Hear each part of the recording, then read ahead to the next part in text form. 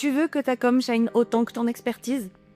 Bienvenue dans Shine9, le podcast des stratégies digitales pour illuminer ton business. Je suis Anaïs, fondatrice de l'agence Moon Company, et je suis là pour t'aider à faire briller ton business grâce à des stratégies de communication efficaces et personnalisables. Pour en arriver où j'en suis aujourd'hui, j'ai dû apprendre, tester, expérimenter. Et aujourd'hui, j'accompagne les entrepreneurs comme toi dans la co-création de leur stratégie sur mesure. Shine9, c'est ta safe place. Un espace où on parle communication, création de contenu, entrepreneuriat, mindset, sans filtre et sans bullshit. Des conseils actionnables, des stratégies testées et approuvées, et surtout, une bonne dose de motivation pour t'aider à développer ta com et ton business pour attirer plus de clients. Pense à t'abonner et à mettre 5 étoiles si cet épisode te plaît. Allez, je te laisse découvrir ton épisode.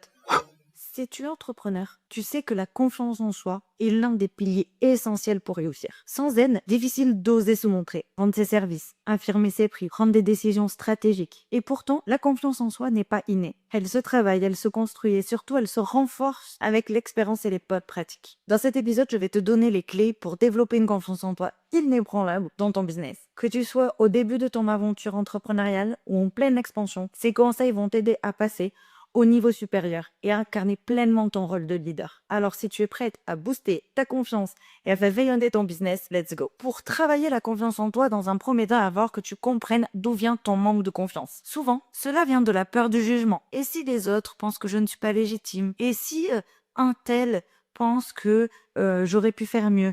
Et si, etc., etc.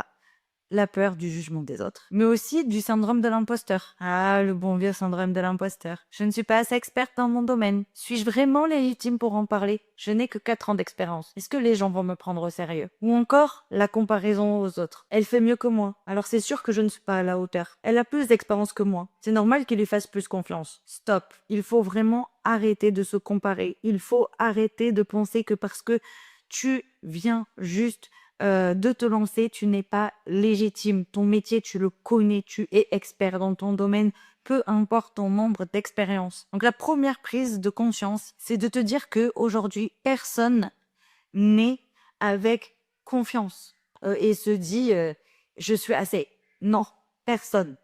Même les plus grands entrepreneurs ont douté à un moment donné de leur carrière. La confiance, il faut que tu l'imagines un peu comme un muscle, en fait. Et plus tu vas t'exercer à avoir confiance en toi, plus elle va se développer. Dans un second temps, il va vraiment falloir que tu arrives à te libérer du syndrome de l'imposteur. Pourquoi? Parce que le syndrome de l'imposteur, c'est un vrai frein pour beaucoup d'entrepreneurs et je t'assure, je sais de quoi je parle.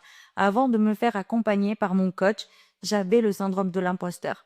Pour moi, je n'étais pas assez légitime. Pour moi, je n'avais pas assez d'expérience à mon actif pour que les gens croient en moi, pour que les gens aient confiance en moi et du coup me choisissent parmi d'autres. Le syndrome de l'imposteur te fait croire que tu n'es pas assez légitime, que tu n'es pas assez, entre guillemets, pour réussir. Mais stop! Rappelle-toi que tu as déjà aidé des clientes. Même si c'est une seule personne, tu l'as aidé. Tu es légitime. Ton métier, tu le connais, comme je le disais. Tu es déjà expert en ton domaine. Tu as fait des études pour ou tu t'es formé pour. Donc, tu sais de quoi tu parles. Personne ne sait tout sur cette terre. Mais tu sais déjà plus que celles qui ont besoin de toi. Puisque si elles te font appel, c'est qu'elles ne savent pas. Elles ont besoin de toi puisque tu as des connaissances qu'elles n'ont pas. Et ton expérience, ton histoire, ton parcours font tes valeurs. C'est important que tu les mettes en avant pour que ces personnes-là aussi voient un petit peu ton parcours, comment tu peux les aider et du coup te vois comme légitime. Et si toi, en te rappelant ton parcours, tu te sens légitime, les gens te sentiront légitime. J'ai un petit exercice pour toi. Note sur un petit carnet ou dans tes notes de téléphone, sur ton iPad, peu importe, 3 victoires ou moments de fierté absolue que tu as eu dans ton business. Et quand tu as des petits doutes, relis-les pour te redonner en fait cette confiance, pour te rebooster, pour que tu repartes à bloc.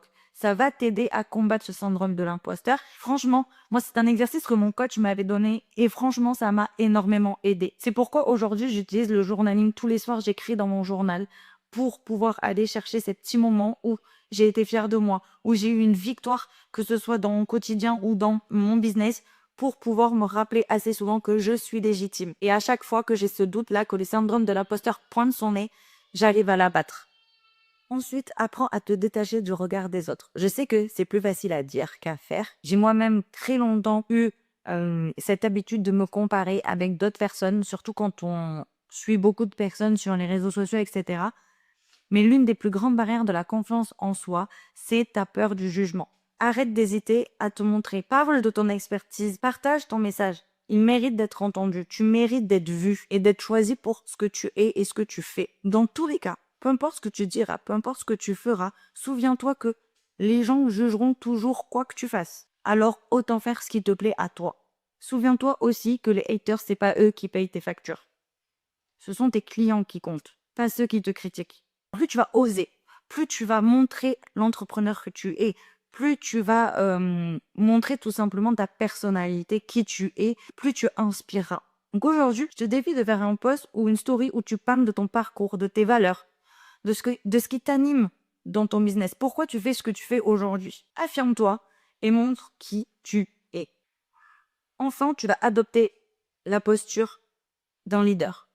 C'est peut-être le point le plus difficile à dompter, entre guillemets, mais tous les entrepreneurs qui réussissent aujourd'hui ont un point commun. Ils incarnent leur rôle de leader. Et bonne nouvelle, toi aussi, tu peux le faire. Alors comment adopter cette posture? Il faut déjà que tu sois aligné avec tes valeurs et ton message, que tu parles avec conviction, avec confiance, même si tu as encore des doutes, que tu affirmes tes choix, tes décisions, tes idées et tes prix. Ne doute plus de ce que tu proposes, de ce que tu partages aujourd'hui. Un mindset puissant attire les bonnes opportunités et les bons clients.